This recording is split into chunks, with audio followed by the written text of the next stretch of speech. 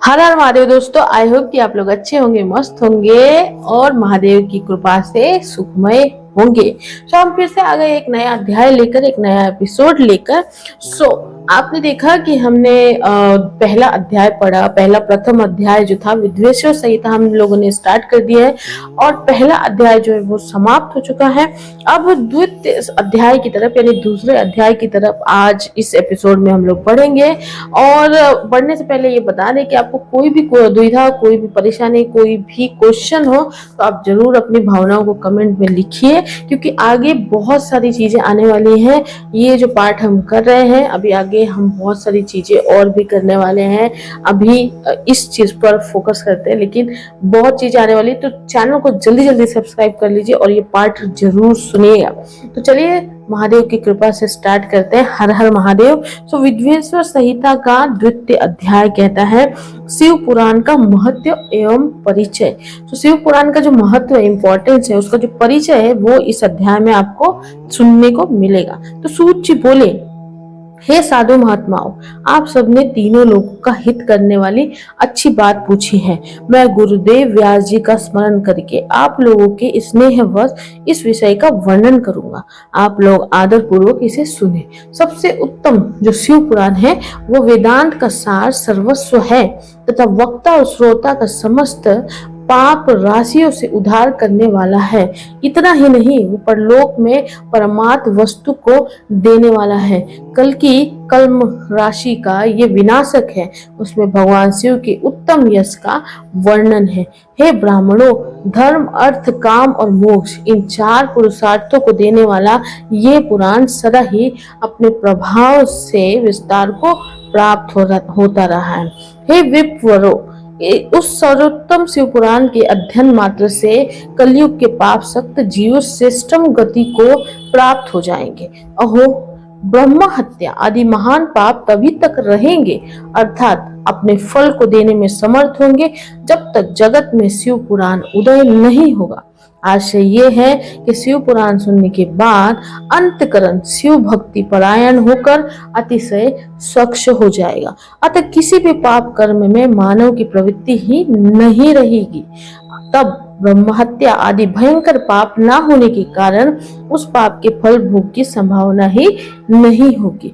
कलयुग के महान उत्पात तभी तक निर्भय होकर विचरेंगे जब तक यहाँ जगत में शिव पुराण का उदय नहीं होगा।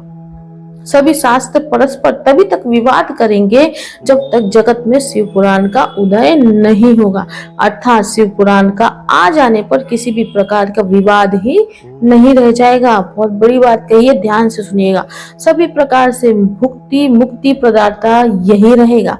अहो, महान व्यक्तियों के लिए भी तभी तक शिव का स्वरूप दुर्बोध्य रहेगा जब तक इस जगत में शिव पुराण का उदय नहीं होगा। अहो, क्रूर यमदूत तभी तक निर्भय होकर पृथ्वी पर घूमेंगे जब तक जगत में शिव पुराण का उदय नहीं होगा। सभी पुराण पृथ्वी पर गर्जन तभी तक करेंगे जब तक शिव पुराण जगत में उदय नहीं होगा। इस पृथ्वी पर तीर्थों का विवाद तभी तक रहेगा जब तक इस जगत में शिव पुराण का उदय नहीं होगा।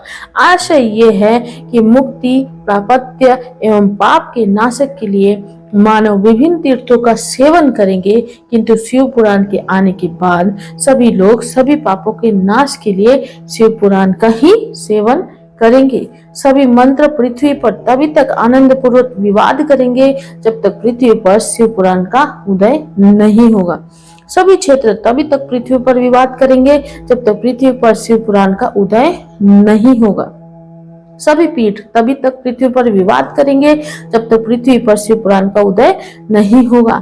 सभी दान पृथ्वी पर तभी तक विवाद करेंगे जब तक शिव पुराण का पृथ्वी पर उदय नहीं होगा। सभी देवगण तभी तक पृथ्वी पर विवाद करेंगे जब तक शिव पुराण का पृथ्वी पर उदय नहीं होगा। सभी सिद्धांत तभी तक पृथ्वी पर विवाद करेंगे जब तक शिव पुराण पृथ्वी पर उदय नहीं होगा।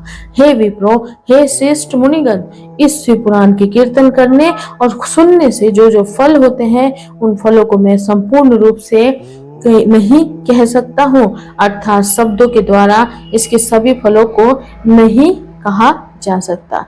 हे निष्पाप मुनिगण, तथापि शिव पुराण का कुछ महत्व आप लोगों से कहता हूँ, जो व्यास जी ने पहले मुझसे कहा था। आप लोग चित्त लगाकर ध्यान पूर्वक इसे सुने। जो भक्ति पूर्वक इस शिव पुराण एवं श्लोक का आधा श्लोक भी पढ़ता है, वो उसी क्षण पाप से छुटकारा पा जाता है। जो आलस्य रहित होकर प्रतिदिन भक्ति पूर्वक इस शिव पुराण का यथाशक्ति पाठ करता है, वो जीवन मुक्त कहा जाता है। जो इस शिव पुराण की सदा पूजा करता है, वो निसंदेह प्रतिदिन अश्वमेघ यज्ञ का फल प्राप्त करता है। जो व्यक्ति साधारण पद की प्राप्ति की इच्छा से इस शिव पुराण को मुझसे अथवा अन्य किसी से सुनता है, वह भी पातकों से मुक्त हो जाता है। जो इस शिव पुराण को समीप से प्रणाम करता है, वो सभी देवों की पूजा का फल प्राप्त करता है, इसमें संशय नहीं है। जो इस शिव पुराण को स्वयं लिखकर शिव भक्तों को दान करता है, उसे पुण्य फल को सुने। शास्त्रों का अध्ययन करने और वेदों का पाठ करने से जो दुर्लभ प्राप्त होता है, वो फल उसको प्राप्त होता है। जो चतुर्दशी तीर्थी के दिन उपवास करके इस शिव पुराण का शिव भक्तों के समाज में पाठ करता है, वो श्रेष्ठ पुरुष है। वह व्यक्ति शिव पुराण के प्रत्येक अक्षर की संख्या के अनुरूप गायत्री के पुनश्चरण का फल प्राप्त करता है और इस लोक में सभी अभीष्ट सुख को भोग कर अंत में मोक्ष को प्राप्त करता है। जो चतुर्दशी की रात में उपवास पूर्वक जागरण करके शिव पुराण का पाठ करता है या इसे सुनता है, उसका पुण्य फल में कहता है। कुरुक्षेत्र आदि सभी तीर्थों में पूर्ण सूर्य ग्रहण में अपनी शक्ति के अनुसार विप्रों को और मुख्य कथावाचकों को धन देने से जो फल प्राप्त होता है, वही फल उस व्यक्ति को प्राप्त होता है। ये सत्य है, इसमें कोई संदेह नहीं है। जो व्यक्ति इस शिव पुराण का दिन रात गान करता है, इंद्र आदि देवगण उसकी आज्ञा की प्रतीक्षा करते रहते हैं। इस शिव पुराण पाठ करने वाला और सुनने वाला व्यक्ति जो श्रेष्ठ कर्म करता है, वो कोटि गुना हो जाता है, अर्थात कोटि गुना फल देता है। जो भली भांति ध्यान पूर्वक उसमें से भी श्री रुद्र संहिता का पाठ करता है, वो यदि ब्रह्मघाती भी हो तो 3 दिनों में पवित्र आत्मा हो जाता है। जो भैरव की मूर्ति के पास मौन धारण कर श्री रुद्र संहिता का प्रतिदिन पाठ कर लेता है, वो सभी कामनाओं को प्राप्त कर लेता है। जो व्यक्ति वट और बिल वृक्ष यानी बेलपत्र प्रदक्षिणा करते हुए उस रुद्र संहिता का पाठ करता है, और ब्रह्म हत्या के दोष से भी छुटकारा पा जाता है। प्रणव के अर्थ को प्रकाशित करने वाली ब्रह्म रूपी साक्षात कैलाश संहिता रुद्र संहिता से भी श्रेष्ठ कही गई है। हे द्विजो, कैलाश संहिता संपूर्ण महत्व को शंकर जी ही जानते हैं, उसका आधा महत्व व्यास जी जानते हैं और उसका आधा भी मैं जानता हूँ। उससे संपूर्ण महत्व का वर्णन तो मैं नहीं कर सकता, कुछ ही अंश कहूंगा, जिसको जानकर उसी क्षण चित्त की शुद्धि प्राप्त हो जाएगी। हे द्विजो, लोक में ढूंढने पर भी मैंने ऐसे किसी पाप को नहीं देखा जिसे वो रुद्र संहिता नष्ट ना करे।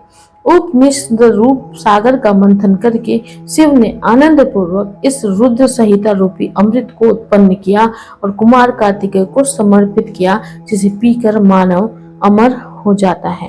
ब्रह्म हत्या आदि पापों को निष्कृत करने के लिए तत्पर मनुष्य महीने भर रुद्र संहिता का पाठ करके उन पापों से मुक्त हो जाता है। दुष्प्रतिग्रह, दुर्भोज्य, दुरालाप से जो पाप होता है, वो इस रुद्र संहिता का एक बार कीर्तन करने से नष्ट हो जाता है। जो व्यक्ति शिवालय में अथवा बेल के वन में इस संहिता का पाठ करता है, वो उसके जो फल प्राप्त करता है, उसका वर्णन वाणी से नहीं किया जा सकता। जो व्यक्ति श्रद्धा पूर्वक इस संहिता का पाठ करते हुए श्राद्ध के समय ब्राह्मणों को भोजन कराता है, उसके सभी पितर शुभ के परम पद को प्राप्त करते हैं। चतुर्दशी के दिन निराहार रहकर जो बेल के वृक्ष के नीचे इस संहिता का पाठ करता है, वो साक्षात शिव होकर सभी देवों से पूजित होता है। उसमें अन्य संहिताएं अभी कामनाओं के फल को पूर्ण करने वाली हैं, किंतु लीला और विज्ञान से परिपूर्ण इन दोनों संहिताओं को आप विशिष्ट समझना चाहिए।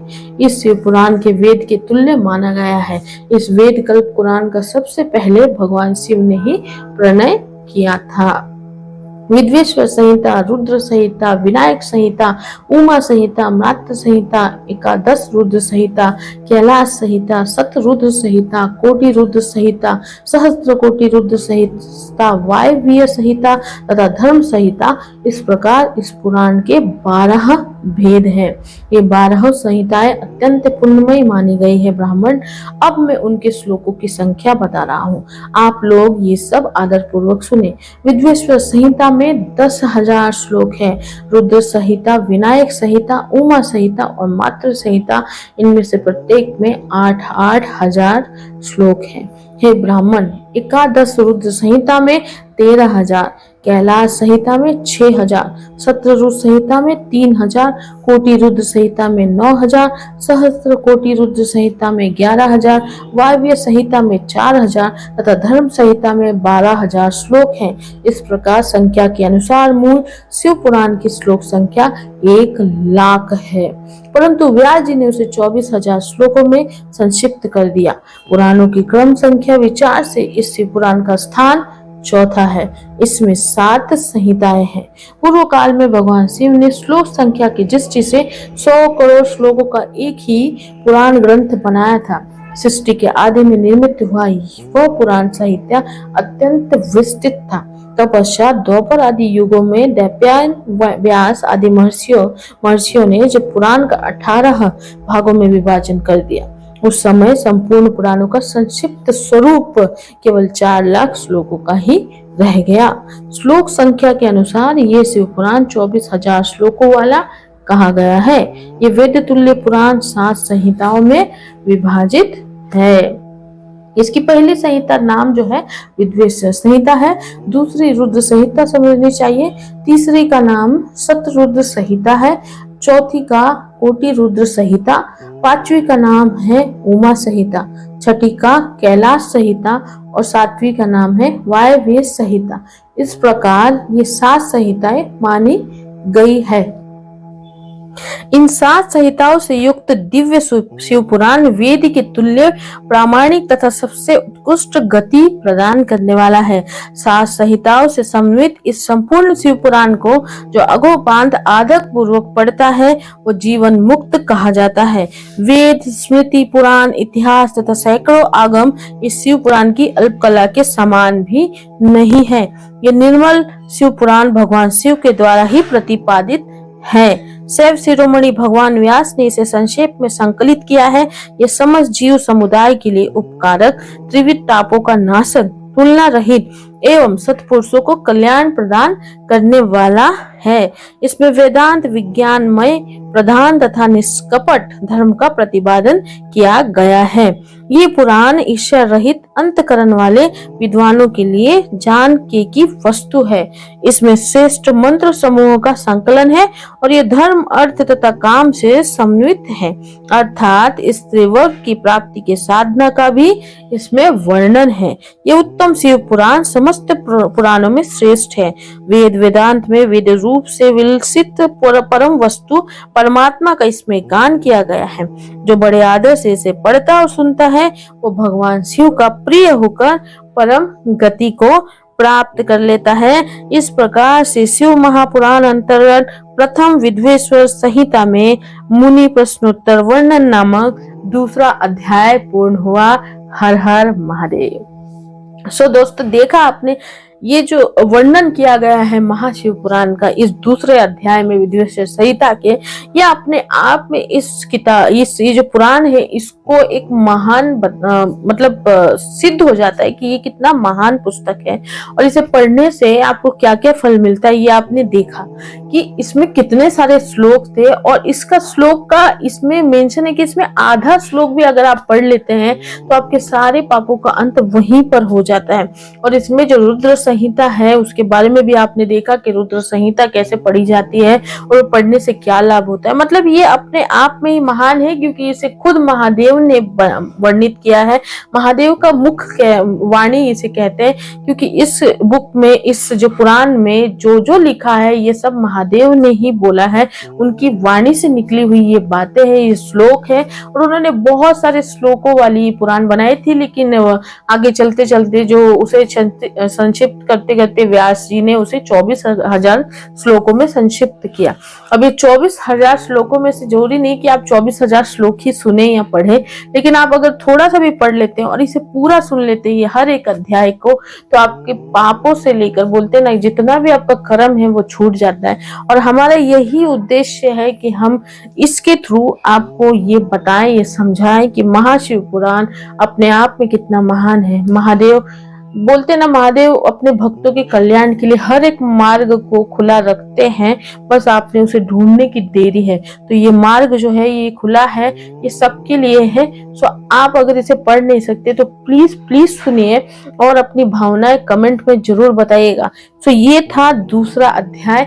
अब हम तीसरे एपिसोड में विदेश्वर संहिता का तीसरा अध्याय देखेंगे कि उसमें क्या है। तो आई होप कि आपको ये वीडियो जरूर पसंद आया, तो प्लीज लाइक कीजिए और इसे जरूर जरूर सुनिए और आपके फ्रेंड्स को, आपके रिलेटिव्स को, जो भी आपके लव वंस है, सबको सुनाइए। ये एक मोक्ष का और पाप, बोलते ना, पाप नाशक और मोक्ष का द्वार खोलने वाला ये राह है, इसे जरूर अपनाइए। तो चलिए, अपना बहुत बहुत ध्यान रखिए और कुछ भी कहना हो तो कमेंट में जरूर कहिए। हर हर महादेव।